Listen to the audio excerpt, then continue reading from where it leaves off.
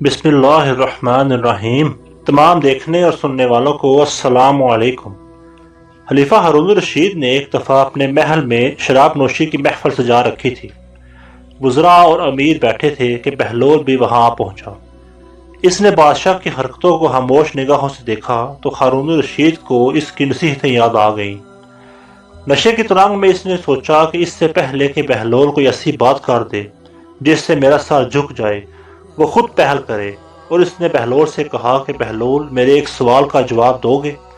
بہلول نے کہا جی ہاں حضور۔ ہارون الرشید نے سوال کیا کہ بہلول یہ بتاؤ کہ اگر کوئی شخص انگور کھا رہا ہو تو کیا وہ حرام ہے؟ بہلول نے جواب دیا کہ بالکل نہیں۔ ہارون نے کہا اگر وہ انگور کھا کے پانی پی لے؟ تو بہلول نے جواب دیا کہ کوئی حرج نہیں ہے۔ ہارون نے کہا اب یہی شخص انگور کھا کر اور پانی پی کر اس کے بعد دھوپ میں بیٹھ جائے؟ تو بہلول نے کہا محترم کوئی مذائقہ نہیں ہے، جتنی دیر چاہے بیٹھے۔ ہارون الرشید نے فرمایا کہ تو بہلول تم خود ہی بتاؤ کہ یہی انگور اور پانی کچھ عرصہ دھوپ میں رکھے جائیں تو حرام کیوں ہو جاتے ہیں؟ اب بہلول نے ہارون سے کہا کہ اگر اجازت ہو تو میں چند سوالات آپ سے کروں۔ خلیفہ ہارون الرشید نے کہا جی اجازت ہے۔ بہلول نے سوال کیا کہ عالی جناب یہ بتائیے اگر کسی آدمی کے سر پر تھوڑی سی مٹی ڈال دی جائے تو کیا اس کو کوئی نقصان پہنچے گا؟ خلیفہ ہارون الرشید نے فوراً جواب دیا کہ نہیں۔ بہلول نے کہا اس کے بعد اگر اس کے سر پر تھوڑا سا پانی ڈال دیں تو کیا اس شخص کو کوئی نقصان ہوگا؟ خلیفہ بولا کہ نہیں بالکل نہیں ہوگا۔ پھر بہلول بولا کہ اگر اس مٹی اور پانی کو ملا کر ایک اینٹ بنائی جائے اور اس شخص کے سر پر ماری جائے تو کیا نقصان ہوگا؟ خلیفہ مسکرایا اور بولا کہ تم بھی عجیب باتیں کرتے ہو بہلول، اس سے تو اس کا سر ہی پھٹ جائے گا۔ تو پھر عالی مقام اگر آپ غور فرمائیں تو آپ کو یہ معلوم ہوگا کہ جس طرح مٹی اور پانی مل کر انسان کا سر پھوڑ سکتے ہیں، اسی طرح انگور اور پانی بھی مل کر ایسی چیز بنا دیتے ہیں جو حرام اور ناپاک ہے، جس کے پینے سے انسان کی عقل ماری جاتی ہے اور اس کو برے اور بھلے کی تمیز نہیں دیتی۔ اس لیے اسلام نے اس کے پینے والے پر سزا واجب کی ہے۔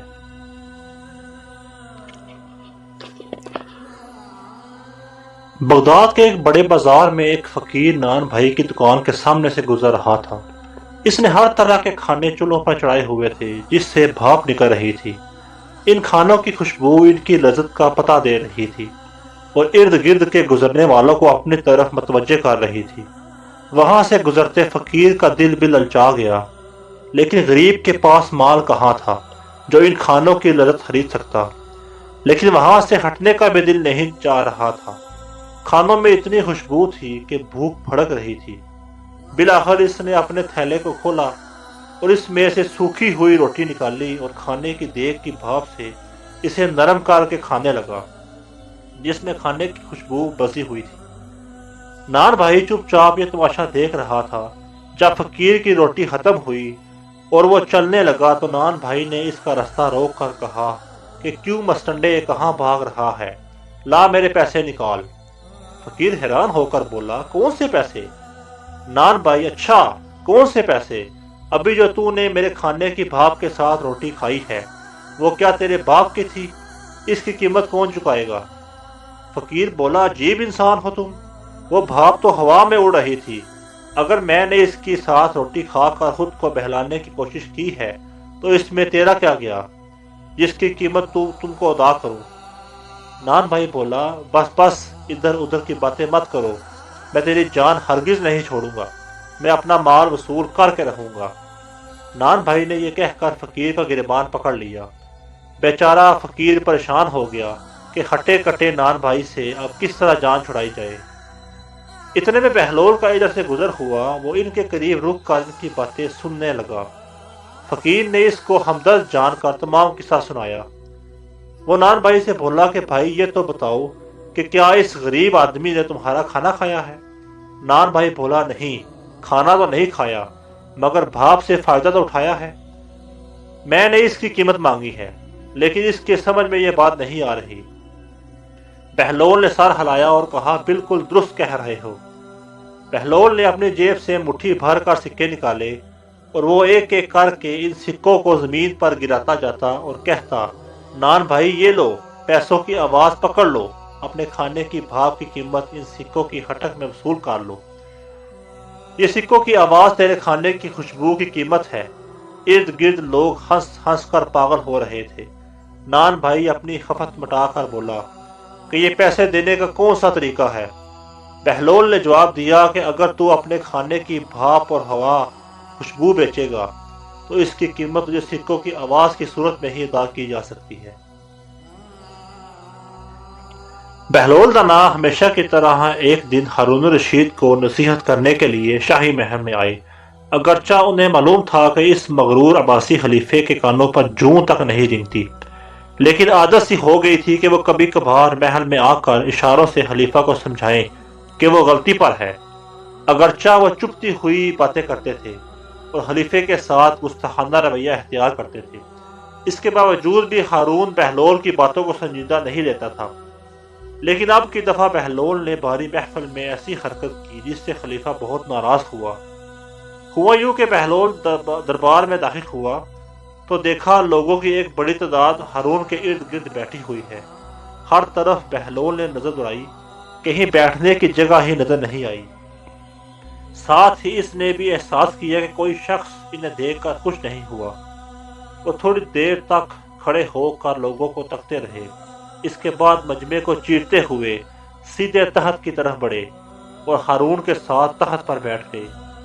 دربار میں بیٹھے ہوئے خوشامد لوگ چیخنے چلانے لگے کہ یہ کیسی حرکت ہے، یقیناً بہلول دیوانہ ہو گیا ہے، ابھی تک کسی نے خلیفے کے ساتھ اس طرح سے بے حرمتی نہیں کی۔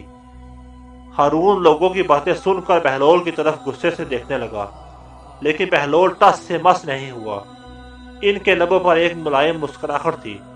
غصے سے ہارون کی زبان بند تھی اور وہ احساس کر رہا تھا کہ بہلول نے اس حرکت کے ذریعے دوسروں کے سامنے اس کی توہین کی ہے۔ سب لوگ حیران ہو کر خلیفے اور بہلول کی طرف دیکھ رہے تھے۔ ہارون گہری سوچ میں پڑ گیا، لیکن اسے سمجھ نہیں آ رہا تھا کہ کس طرح بہلول سے اپنی جان چھڑائے۔ اچانک اس کے ذہن میں ایک ترکیب آئی۔ وہ ایک مصنوعی مسکراہٹ کے ساتھ بہلول کی طرف دیکھ کر بولا، یہ اب جب تم تکلیف کر کے ہم سے ملنے آئے ہو تو میں تم سے ایک سوال کرنا چاہتا ہوں۔ اگر تم اس کا جواب دو گے تو ہم تمہیں 1000 دینار انعام میں دیں گے، لیکن اگر تم اس کا جواب نہیں دے سکے تو ہم حکم دیں گے کہ تمہاری مونچھیں اور داڑھی منڈوا کر تمہیں ایک گدھے پر سوار کر کے گلی کوچوں اور بازاروں میں پھیرایا جائے۔ بہلول سمجھ گئے تھے کہ خلیفہ انتقام پر اتر آیا ہے، اس لیے اس کی توہین کرتے ہوئے بولے، مجھے تیرے دیناروں کی تو کوئی ضرورت نہیں، البتہ ایک شرط کے ساتھ تیری پہیلی بوجھنے کے لیے تیار ہوں۔ ہارون نے پوچھا، کیسی شرط؟ بہلول نے کہا، اس شرط پر کہ تم مکھیوں کو حکم دو کہ وہ مجھے تنگ نہ کریں۔ ہارون سر جھکا کر سوچنے لگا، اس کے بعد دوسری طرف دیکھنے لگا۔ ایسا لگ رہا تھا کہ وہ توقع کر رہا تھا کہ مجمع سے کوئی شخص بہلول کو جواب دے، لیکن سب دنگ رہ گئے۔ مجبور ہارون کہنے لگا، یہ ناممکن ہے، اس لیے کہ مکھیاں تو میرا حکم نہیں مانتی۔ بہلول حقارت سے ہارون کو دیکھتے ہوئے بولا، تم کیسے بادشاہ ہو جو ان ناچیز مکھیوں کے سامنے عاجز ہو؟ اس بات پر تمام درباری کہکہے لگا کر ہنسنے لگے۔ ہارون غصے کے عالم میں ایسی نظروں سے درباریوں کی طرف دیکھنے لگا کہ اس کے روپ سے سب کے لبوں کی ہنسی اور مسکراہٹ دور ہو گئی اور ان کی سانسیں رک گئیں۔ بہلول نے اندازہ لگایا کہ انہوں نے ہارون کو حد سے زیادہ دوسروں کے سامنے رسوا کیا ہے۔ اس کے بعد بہلول نے ارادہ کیا کہ ہارون کی دل جوئی کرے اور اس کے غصے کو ٹھنڈا کرے۔ انہوں نے ہارون سے کہا کہ اب اپنی پہیلی پوچھو، میں کسی شرط کے بغیر اس کو بوجھنے کے لیے تیار ہوں۔ ہارون نے کہا، اگر تم نہیں بتا سکے تو وہی سزا دوں گا جو میں نے پہلے کہی تھی۔ بہلول بولے، منظور ہے۔